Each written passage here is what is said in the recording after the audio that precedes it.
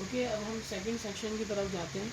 Geological mapping का first part complete होने के बाद हमारा सेकंड पार्ट आता है जियोलॉजिकल मैपिंग। जियोलॉजिकल मैपिंग के अंदर हमें क्या चीज़ें रिक्वायर्ड है, यानी कि जियोलॉजिकल मैप्स हैं, जैसे मैप 1 2, ये तमाम जियोलॉजिकल मैप्स हैं। इसके लिए आपको इनके क्रॉस सेक्शन बनाना है। तो क्रॉस सेक्शन बनाने के लिए ब्लैंक वाइट पेजेस आपको रिक्वायर्ड होंगे। अगर आप चाहें तो उसको ग्राफ पेपर के ऊपर भी बना सकते हैं।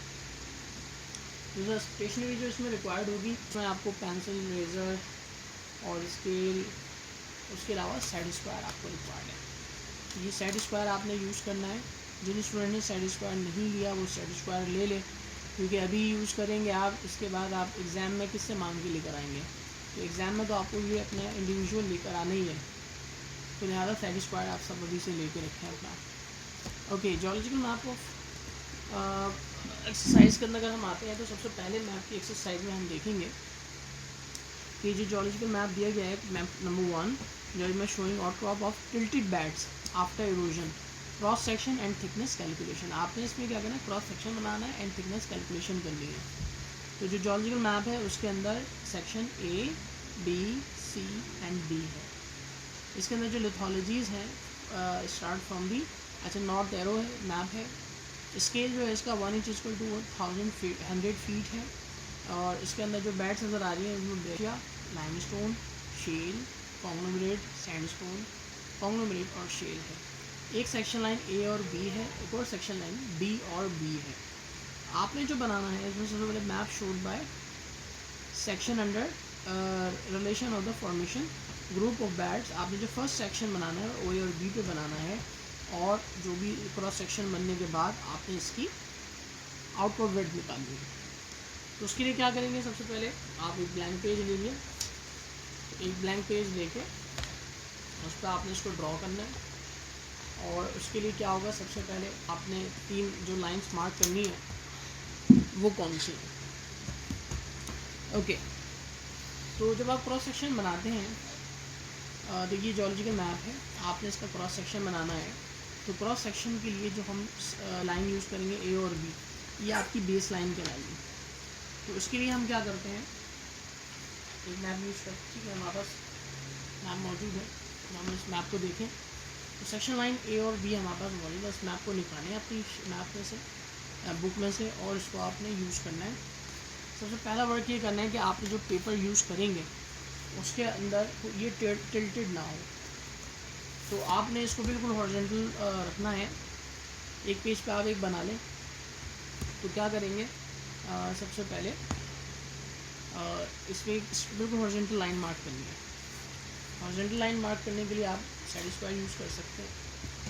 ठीक है, ये मैं पेंसिल से नहीं बना रहा, मैं इसको पेन से बना रहा हूँ ताकि क्लियर नज़र आए। अदरवाइज़ आपने इसको पेन से मार्क करना है जो भी बनाना है। तो ये सेट स्क्वायर रखा, हॉरिजॉन्टल लाइन यूँ आते हुए नीचे आए, ये हॉरिजॉन्टल लाइन मार्क हो गई, और एक स्ट्रेट लाइन मार्क कर दी। दोबारा बनाओ।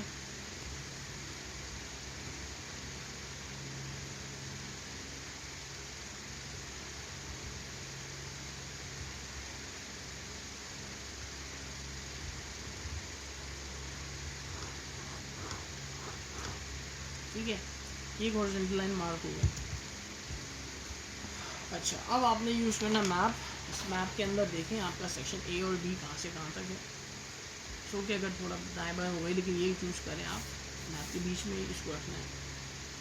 ये A है, this is your, and B, this is your base line.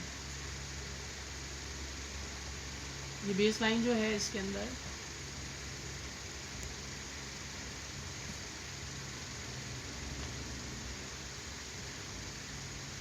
A and B, ठीक है, इसका डिस्टेंस वही होगा जो हमारे पास मौजूद है।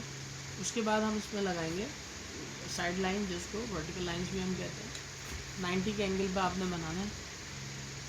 जो साइड लाइंस होंगी ये आपने 1 इंच भी यूज़ करनी है। ठीक है, ये बना लिया। सेकेंड आपने ये यूज़ कर। सबसे इम्पोर्टेंट चीज़ जो आपके पास होनी चाहिए वो ये कि जो आपका स्केल हो, जो आपका स्केल होगा उसकी डिवीजन्स कितनी है, ठीक है। जो आपका स्केल है अगर आप उसमें देखते हैं तो 1 इंच हो, ये इंच की साइड है, ये सेंटीमीटर है, ठीक है। ये सेंटीमीटर हो गए, 10 सेंटीमीटर 1 डेसीमीटर, और 100 सेंटीमीटर का 1 मीटर होता है, जो कि सेकेंड साइड पे फीट्स हैं और इंचज़ हैं, और 6 इंच ये हाफ फीट है, अगर पूरे 12 इंच होते हैं तो वो 1 फीट होता है, जबकि 1 मीटर के अंदर कितने होते हैं 2.56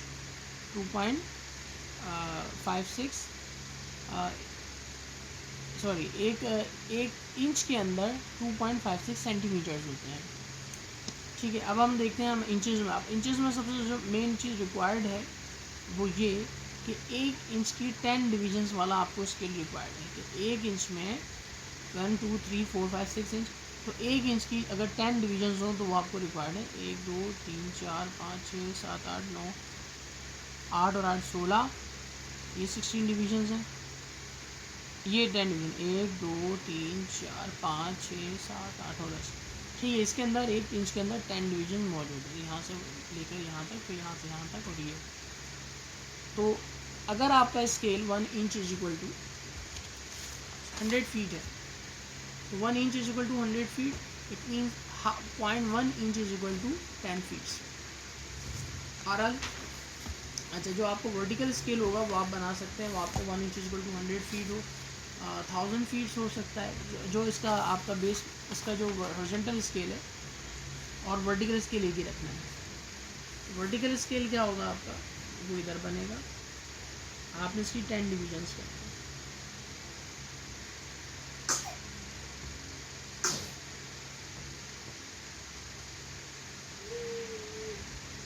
ठीक है। ये 10 डिविजन्स इधर होंगी और ये 10 डिविजन्स इधर होंगी। ये हो सकता है इस मैप के अंदर इतना ज़्यादा यूज़फुल ना हो उसको 10 डिविजन्स करना, लेकिन अगले मैप्स में जिसमें प्रोफाइल बनाना पड़ता है उसमें इसकी इम्पोर्टेंस बहुत ज़्यादा है, ठीक है। अब आप इसका जो बॉक्स कंप्लीट कर देंगे तो ये हो गई बेस लाइन, ये हो गई साइड लाइंस, और ये जो आपका आया फाइनल, इसको हम कहते हैं प्रोफाइल लाइन, ये कहलाती है हमारी प्रोफाइल लाइन। अब जो कुछ भी डिस्क्रिप्शन बनेगी वो सब इसके अंदर होगी, ये मैप के अंदर, ठीक है। मैप को हम यूज़ करते हैं, मैप सिंपल, ये वाला बहुत सिंपल सा है। आपने सिंपल प्रोफाइल लाइन के बाद में इसको कॉन्टेक्स्ट मार्क किए, ठीक है। ये कॉन्टेक्स्ट आपने मार्क करने के बाद, मैप को देखा जाए 220 डिग्री ईस्टवर्ड, तो आपने एक अदद इसकी मदद से, प्रोटेक्टर की मदद से कहीं पर भी एक पॉइंट लगाएं और 20 डिग्री का एक एंगल बना दीजिए, ठीक है। ये 20 डिग्री का एक एंगल बना। आप डायरेक्ट प्रोटेक्टर भी यूज़ कर सकते हैं, ठीक है। कुछ डायरेक्ट प्रोटेक्टर यूज़ कर लें, या आप सेट स्क्वायर के अंदर मौजूद ये प्रोटेक्टर आप यूज़ कर रहे हैं, मतलब डी, तो आपने इसके अंदर सेक्शन लाइन, जितने भी आपके सेक्शन दिए गए हैं, जितने भी इसकी लिथोलॉजीज़ हैं, उनको आपने मार्क कर देना है।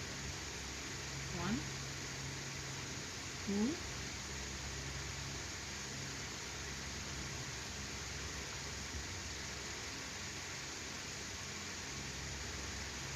अगर ये डिस्टर्ब हो जाए तो आप फिर इसको ले लें, यहाँ तक सही है, क्लियर। और सेकंड,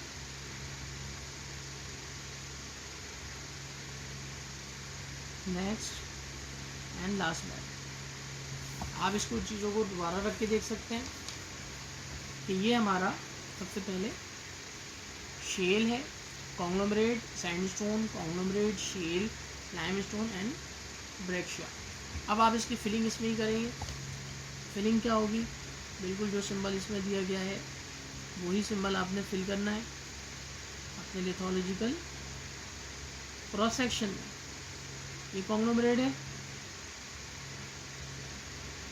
इसमें आपने कॉन्ग्लोमरेट फिल कर दिया। ये सैंडस्टोन है, ये इसमें सैंडस्टोन की फिलिंग कर दी।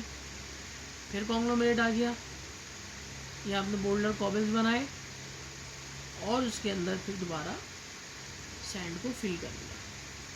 कॉन्ग्लोमरेट जो होते हैं उसके अंदर boulders, cobble, pebbles and gravels होते हैं और उसके साथ सैंड्स होते हैं। फिर ये फिर शेल आ गई। देखिए थोड़ी सी गलती जो हुई थी वो इस फिलिंग के अंदर मिक्स हो गई। क्योंकि मैं पेन से बना रहा हूँ आपको वाज़ हो जाए, वरना वीडियो के अंदर ये पेंसिल से लिखा हुआ नज़र नहीं आता। अब हमने ये तमाम फिलिंग कर दी, ठीक है। ये लिथोलॉजिकल डिस्क्रिप्शन है। शेल जो है ये फाइन ग्रेन सेडिमेंट्री रॉक है, जैसे क्ले, चिकनी मिट्टी, इसकी हम कहते हैं। और अगर जब भी आप लाइम स्टोन बनाएं तो लाइम स्टोन के लिए आपने ब्लॉक्स बनाने हैं, आप लाजमी स्केल का ही यूज़ करें, ये इसको हाथ से नहीं बनाइएगा। और जितना आप अच्छी तरीके से लिथोलॉजीज़ को मार्क कर बनाएंगे तो वो उतनी ज़्यादा बहुत यानी अच्छी बेहतर लगेगी। अगर आप इसको बददिली से फिल करेंगे या सिंबल टेढ़े मेढ़े होंगे तो वो लाइम स्टोन नहीं होगा, बल्कि वो डोलोमाइट का सिंबल बन जाएगा। तो ये जो ब्लॉक्स बनते हैं ये तमाम लाइम स्टोन के हैं। उसके बाद लास्ट जो आपकी लिथोलॉजी है वो हमारे पास ब्रेक्शिया है, और ब्रेक्शिया की हम फिलिंग करेंगे इसके अंदर, ठीक है। ये हमारा मैप का क्रॉस सेक्शन ड्रॉ करने की हद तक के कंप्लीट हुआ, लेकिन इसमें भी बहुत सारे क्वेश्चंस हैं जो एक्सरसाइज के अंदर वो हमने अभी सॉल्व करना है, ठीक है। जैसी डिस्क्रिप्शन ये याद रखिएगा कि जैसी फिलिंग आपके मैप के अंदर है बिल्कुल वही फिलिंग आपने करनी है। आई थिंक मैंने इस वक्त ये किया कि ये लाइम स्टोन बड़े हैं, ये छोटे बना दिए, बिल्कुल इसी साइज़ की बनानी चाहिए। बहरहाल अब जो सेक्शन लाइन है ये हमारा ए है और ये होगा बी। अब आप इस पर टाइटल लिखेंगे, ठीक है। अब इसका पूरे लेआउट को हम कंप्लीट करेंगे। इधर geological map showing outcrop of tilted beds, ठीक है। ये क्या है, ये जोलॉजिकल मैप है, ये इसका क्रॉस सेक्शन। तो हम इसकी जो हेडिंग्स हैं वो यही लिखेंगे, zoological map of cross section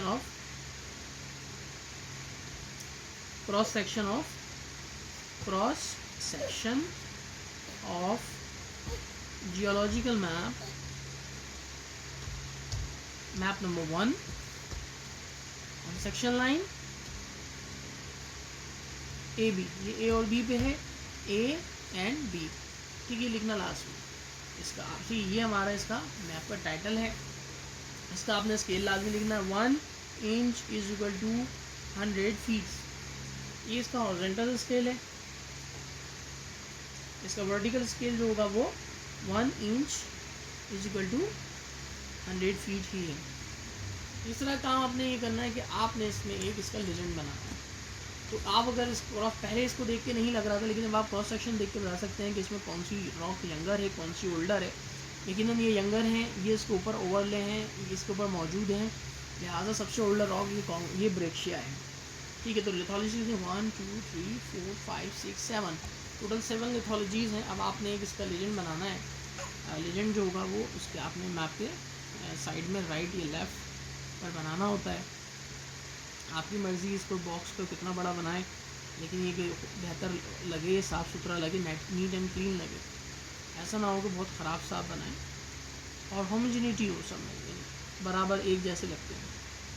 1 2 3 4 5 6 ये 7, ठीक है। 1 2 3 4 5 6 7। तो फर्स्ट है ब्रेक्शिया। अच्छा, ये नहीं करना कि आपने ब्रेक्शिया को टॉप पे लिख देना है। सक्सेशन क्या रखनी है, जो सबसे ओल्डर है वो सबसे नीचे होगा। ये लीजेंड नाम लिख दिया मैंने इसका, लीजेंड और इंडेक्स दोनों कह सकते हैं आपसे। This is the legend of the map and index of the map. सबसे लोअर जो ओल्डर रॉक है वो हमारे पास ब्रेक्शिया है।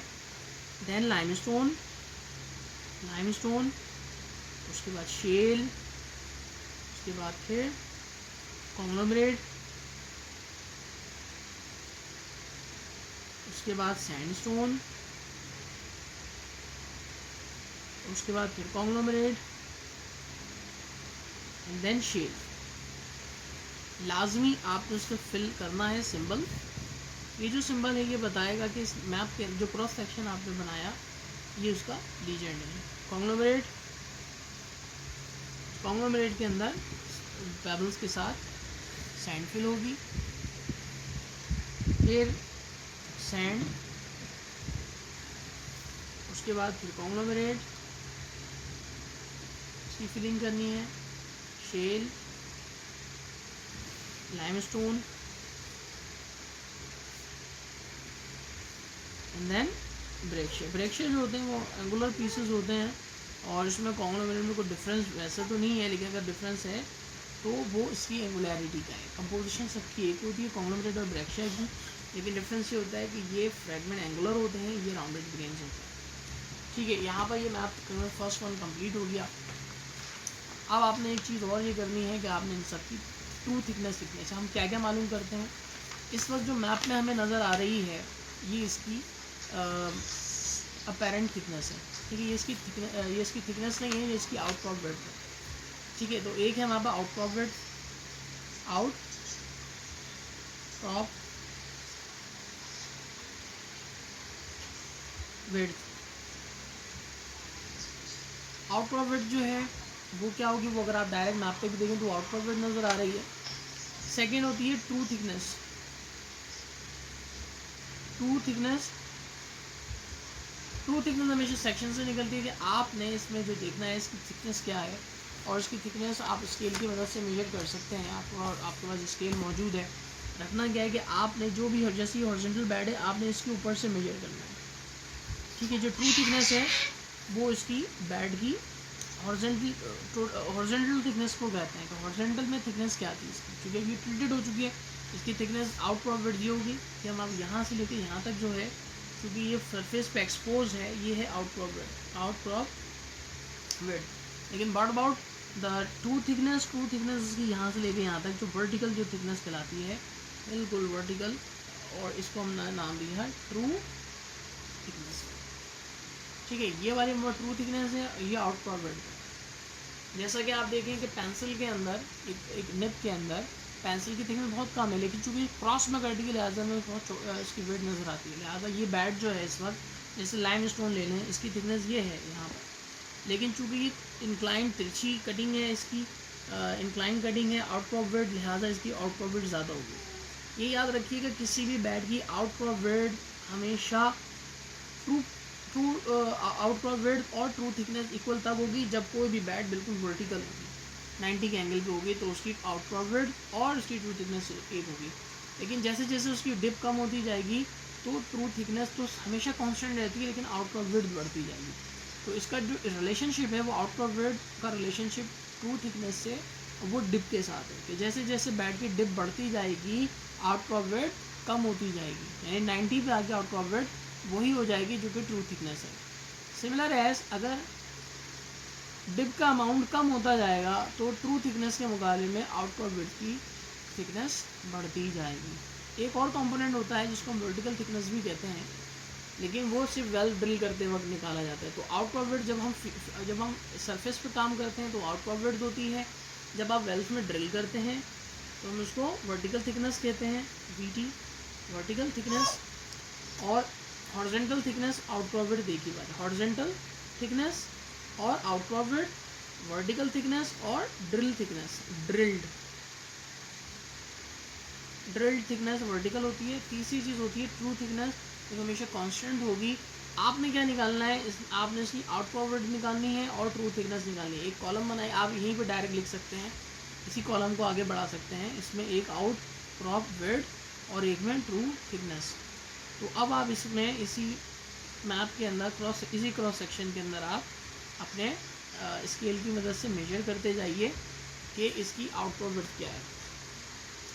जब लाइमस्टोन है, अगर आप लाइमस्टोन को देखेंगे तो उसकी ट्रू थिकनेस तकरीबन आ रही है 2.5। ठीक है, ये आ रही है आउट क्रॉप विड्थ ज़्यादा होगी यकीनन। आउट क्रॉप विड्थ निकालने के लिए क्या है हम देखेंगे, यहाँ से लेकर ये आ रही है 6, क्या आ रही है 60। आउट क्रॉप विड्थ आ रही है 60 फीट्स, यानी 0.6 इंच यानी 60 फीट्स। जबकि ट्रू थिकनेस जो है वो 2.5 यानी 25 फीट्स आ रही है। ठीक है, तो जो आउट क्रॉप विड्थ होगी वो 60 फीट्स है, जबकि ट्रू थिकनेस 25 फीट्स है।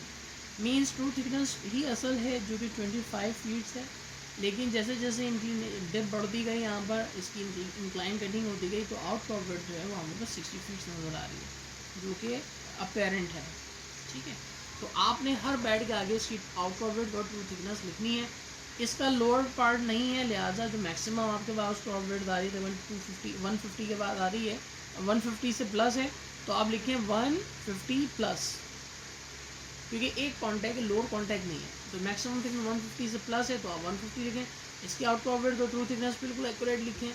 शेल की आउटवर्ड और ट्रू थिकनेस एक्यूरेट आ जाएगी, कॉन्ग्लोमरेट, सैंड, लाइन और इस कॉन्ग्लोमरेट की। लेकिन सेकंड जो लास्ट वाली हमारे पास है शेल, इसकी आउटवर्ड हमारे पास नहीं आ सकती और ना ही ट्रू थिकनेस। तो आउटवर्ड जो होगी वो कुछ भी लिख सकते हैं आप, ना भी लिखें तो छोड़ दें, तो या प्लस में लिख दें कि भाई ये आपके पास तकरीबन 70 प्लस है, तो जो ट्रू थिकनेस है वो 70 प्लस है और जो आउटवर्ड है वो तकरीबन 150 के करीब है। ठीक है, तो इस तरह से आप जिसका तमाम की ट्रू थिकनेस और आउटवर्ड लिखेंगे। ये कंप्लीट हम, हालांकि इस एक्सरसाइज के अंदर बहुत सारी चीज़ें हैं और भी क्वेश्चंस हैं, लेकिन आपको आई थिंक एक ही सवाल कराया गया है कि आपने ए कंप्लीट करना है। अगर आप चाहें तो एफ भी कंप्लीट कर सकते हैं, लेकिन उसमें आपको अपेरेंट थिकनेस और ट्रू थिकनेस की मदद से ट्रू डिप और अपेरेंट डिप, यानी यहाँ पर जो है ए और बी में ट्रू डिप है, जबकि डी बी के अंदर अपेरेंट डिप है।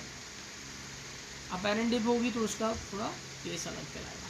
ठीक है, इसमें कोई क्वेश्चन और कमेंट्स हो तो आप पूछ सकते हैं, कमेंट्स में डाल सकते हैं। लेक्चर आपका ये गूगल क्लासरूम पे होगा।